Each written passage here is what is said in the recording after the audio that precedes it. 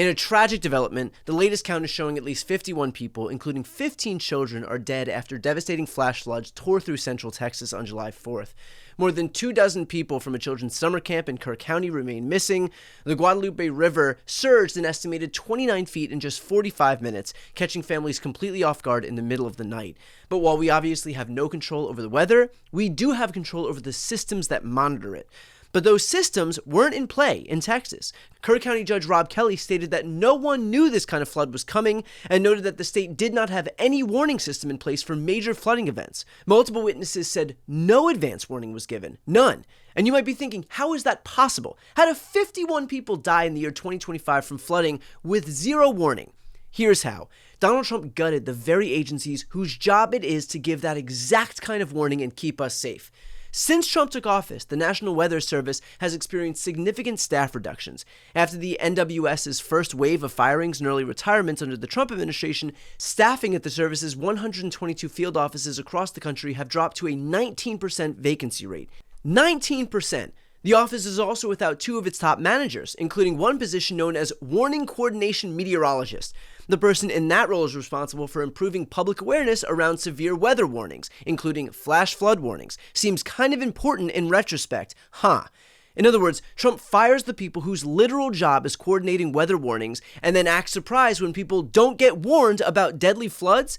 This is like firing all of the lifeguards and then wondering why people are drowning. Here's a report from months ago warning about the consequences of exactly this type of situation given the staffing shortages.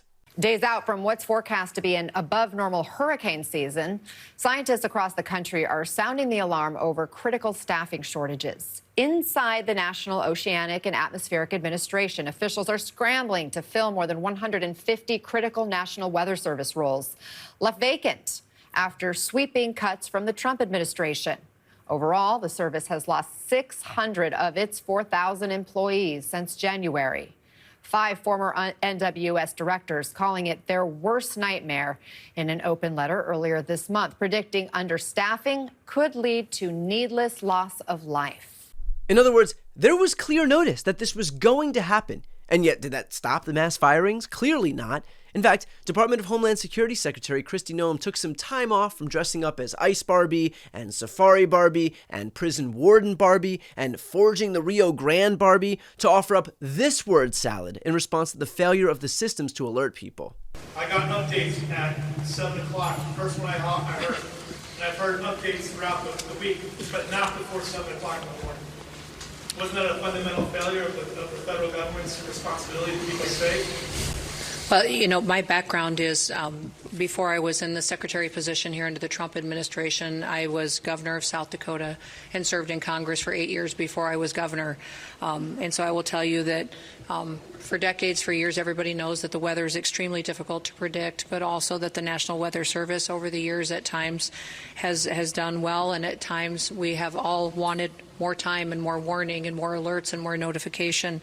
That is something, and one of the reasons that when President Trump took office, that he said he wanted to fix, and is currently upgrading the technology. And the National Weather Service has indicated that with that and NOAA that we needed to renew this ancient system that has been left in place with the federal government for many, many years, and that is the reforms that are ongoing there. You know, when your notification hit your phone, sir, I'm sorry I can't speak to when that is, but I do carry your concerns back to the federal government and to President Trump, and we will do all we can to fix those kinds of things that may have felt like a failure to you and to your community members.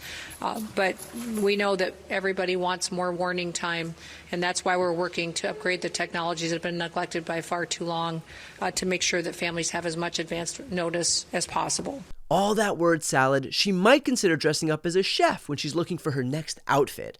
But the worst part is that given these failures, clearly the federal government understands the risks of divesting from these areas, right? Not at all, because the 2026 federal budget eliminates all funding for climate, weather, and ocean laboratories and cooperative institutes. But the cruel irony here is that the NWS provides an overall benefit of $100 billion to the economy, and it's estimated that the Weather Service costs taxpayers about $1.3 billion, but gives a more than 50-fold return on investment. We're talking about a 50-to-1 return, and Trump said, nah, let's cut that.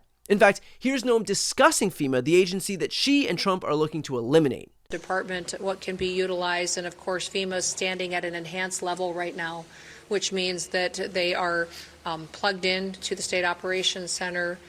We are engaged, and then as this response goes forward, that their role will continue to be filled as it always is in these situations, and will be timely and responsive as to what the governor requests. In other words, they clearly see the value of an agency like FEMA as they rely on it right now, which is somehow why they're also going to gut it. As if these storms weren't bad enough, now the safety net is going to go away too. I wonder what those red states like Texas, Louisiana, Mississippi, and Florida are going to think of that. Which raises the question, why? It makes logical sense, it makes economic sense, but Trump and his administration are so rabidly partisan that this is why they hate the weather services. Take a look at page 674 of Project 2025. Quote, break up NOAA. The single biggest Department of Commerce agency outside the decennial census years is the National Oceanic and Atmospheric Administration, which houses the National Weather Service, National Marine Fisheries Service, and other components. Together, these form a colossal operation that has become one of the main drivers of the climate change alarm industry, and as such, is harmful to future U.S. prosperity.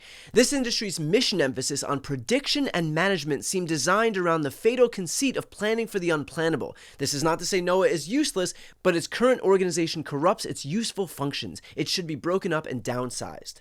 Now, how do I say this diplomatically? These motherfuckers thought that the weather services were exacerbating concerns about climate change, and they only want to deny its existence, so they are defunding the very services that keep us safe and informed. Stupid is one thing. Stupid and dangerous are entirely another.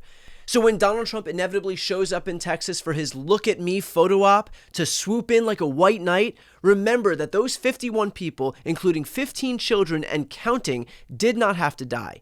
They died because Donald Trump and this Republican Party decided that cutting the budget was more important than cutting-edge weather warnings. They died because this administration values tax cuts for billionaires over literal life-saving services for working families. Trump ran to lead the party of personal responsibility. Now is the time for him to actually take some.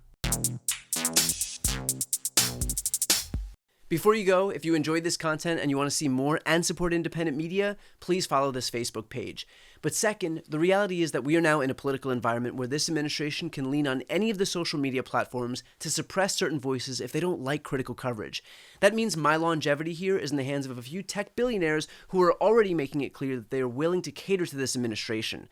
To that end, signing up for my newsletter is a way for me to reach you directly if that ever becomes necessary. Just go to briantylercohen.com and click up top where it says sign up. It's completely free, but there's also an option to do a paid subscription if you would like to support me and my team. I really appreciate it.